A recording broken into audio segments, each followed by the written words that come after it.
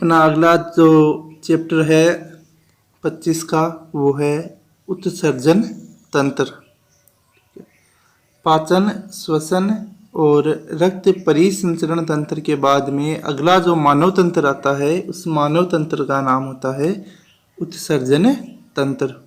ठीक, उत्सर्जन क्या होता है, किसे कहते हैं? देखो, शरीर में होने वाली उपापचयी क्रियाओं के फलस्वरूप विभिन्न प्रकार के अपशिष्ट पदार्थों का निर्माण होता है जो हानिकारक होते हैं, जैसे कार्बन डाइऑक्साइड, जल, नाइट्रोजन अपशिष्ट पदार्थ।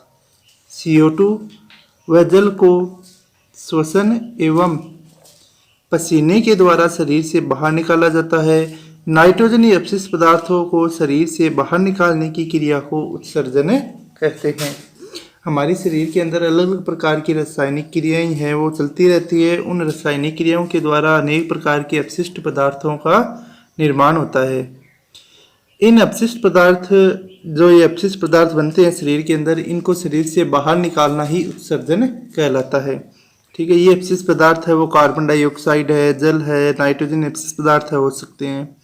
मुख्य जो कार्बन डाइऑक्साइड और जल है वो तो पसीने के रूप में बाहर निकलते हैं।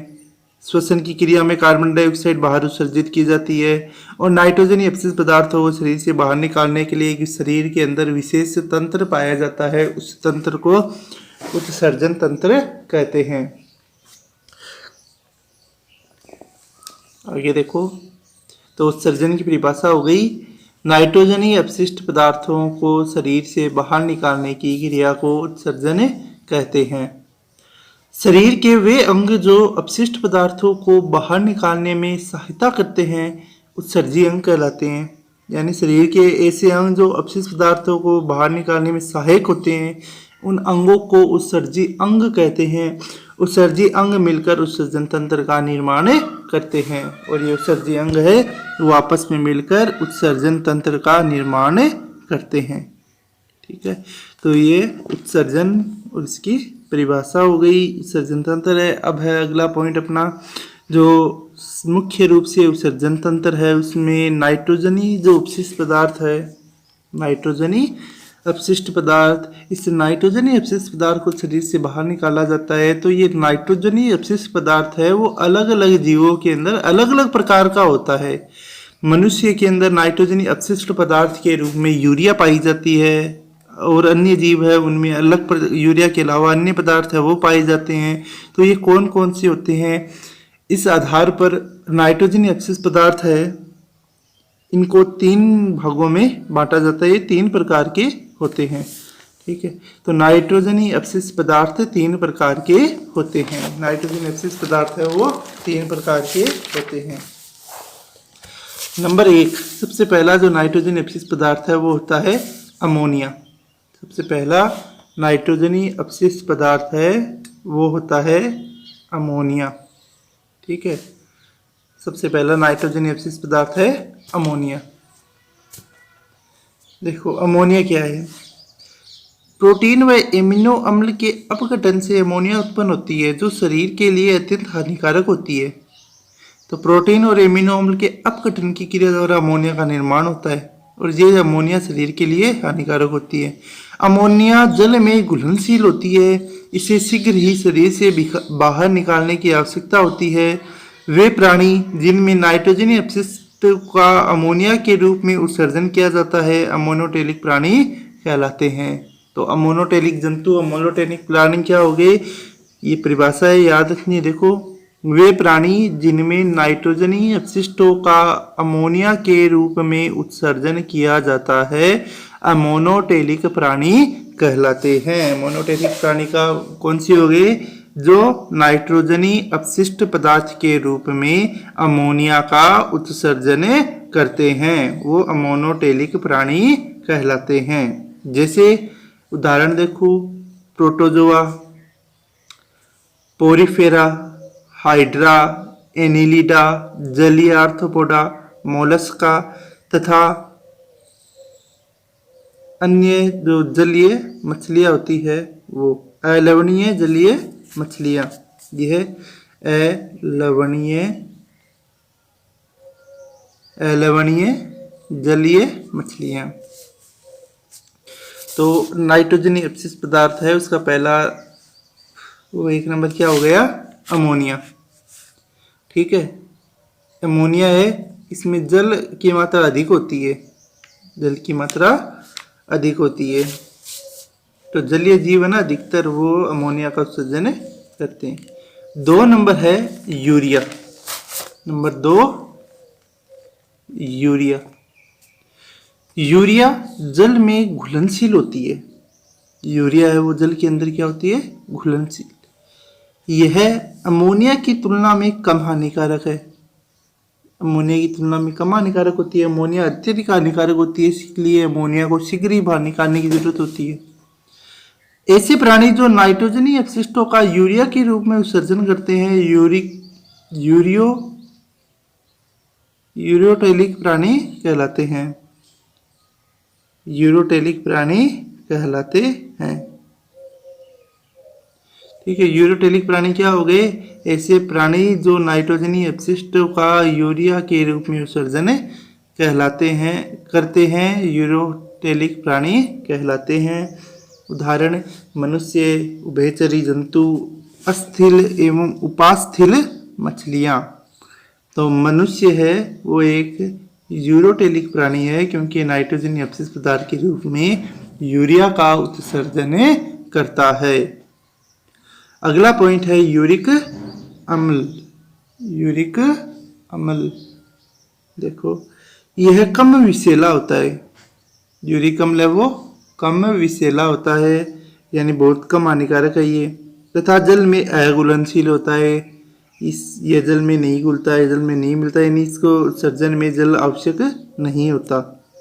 ऐसे प्राणी जो नाइट्रोजनी अपशिष्टों का यूरिक अम्ल के रूप में उत्सर्जन करते हैं यूरिक अम्ल उत्सर्जी प्राणी कहलाते हैं, जैसे कीट, सरीसृप तथा मरुस्थलीय आवास में रहने वाले स्तनधारी जीव।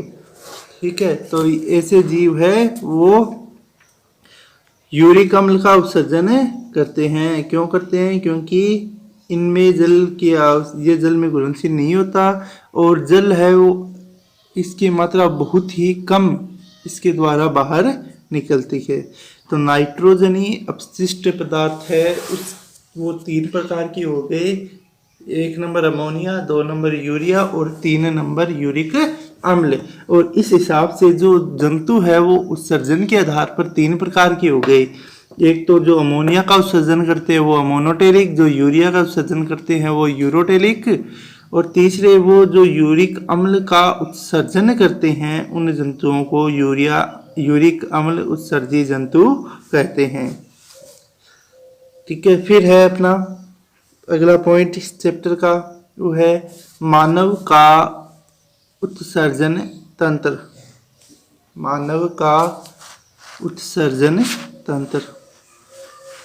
मानव का उत्सर्जन तंत्र है, इसको 2 भागों में बांटा गया है।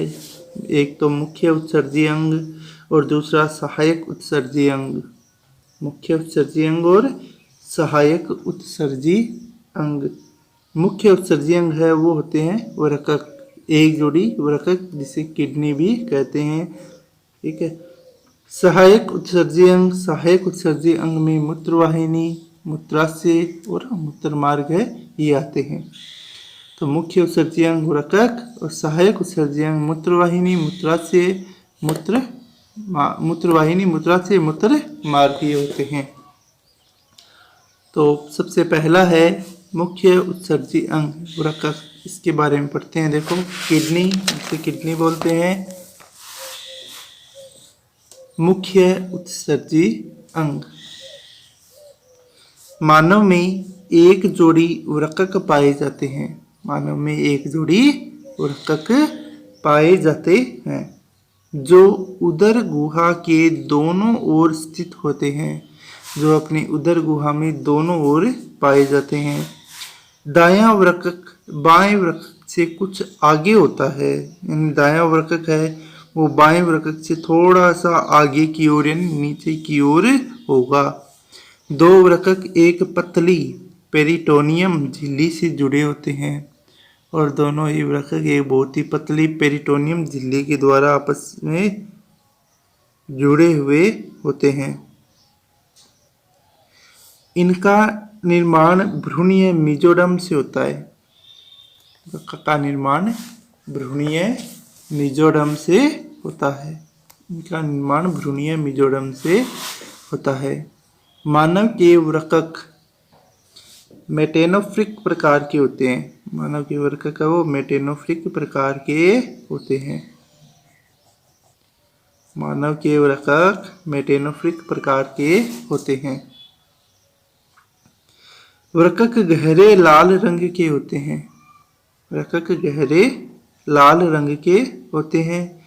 सेम के बीज जैसी आकृति के होते हैं। इनकी आकृति है वो सेम के बीज जैसी होती है।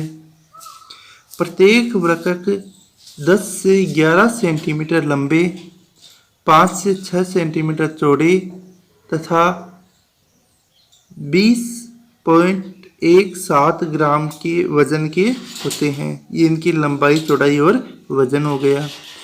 वृक्क पर 2 आवरण होते हैं। बाहरी आवरण उत्तल तथा भीतरी आवरण अवतल होते हैं। अवतल आवरण में गड्ढे जैसी रचना पाई जाती है जिसे हाइलम कहते हैं। वृक्क से धमनियां, सीरा, मूत्रवाहिनी बाहर निकलती है। वृक्क के ऊपर एक टोपीनुमा संरचना में अधिवृक्क या एडिनल अंतःस्रावी ग्रंथि है वो पाई जाती है। ठीक है, तो ये पूरी वृक्क की संरचना है। वृक्क की संरचना है वो एक बार वापस समझ लो कि एक जोड़ी वृक्क है और उदर गुहा में दोनों ओर है। दायां वृक्क बाएं वृक्क से कुछ आगे होता है, यानी थोड़ा सा एक तो वृक्क नीचे की ओर होगा। ठीक है, इस प्रकार से देखो, एक तो थोड़ा नीचे की ओर होगा और एक थोड़ा ऊपर की ओर। दायां है वो नीचे की ओर होगा थोड़ा, और बायां है वो थोड़ा ऊपर की ओर होगा। ठीक है,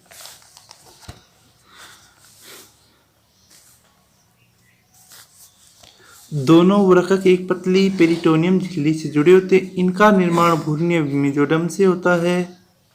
मानव में वृक्क मेटेनोफ्रिक प्रकार के होते हैं। वृक्क गहरे लाल रंग के होते हैं। इनका रंग लाल रंग है। सेम के बीज जैसी इनकी आकृति होती है। इनकी जो लंबाई है वो 10 से 11 सेंटीमीटर, चौड़ाई 5 से 6 सेंटीमीटर और वजन है वो 20.17 ग्राम होता है।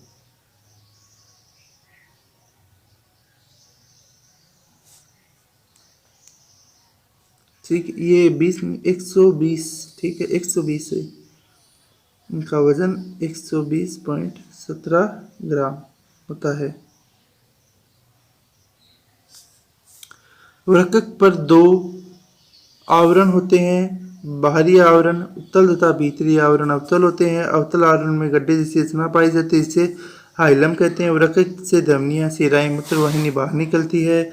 वृक्क के ऊपर एक टोपीनुमा संरचना में अधिवृक्क या एडिनल ग्रंथि अंतःस्रावी ग्रंथि होती है जो वह पाई जाती है।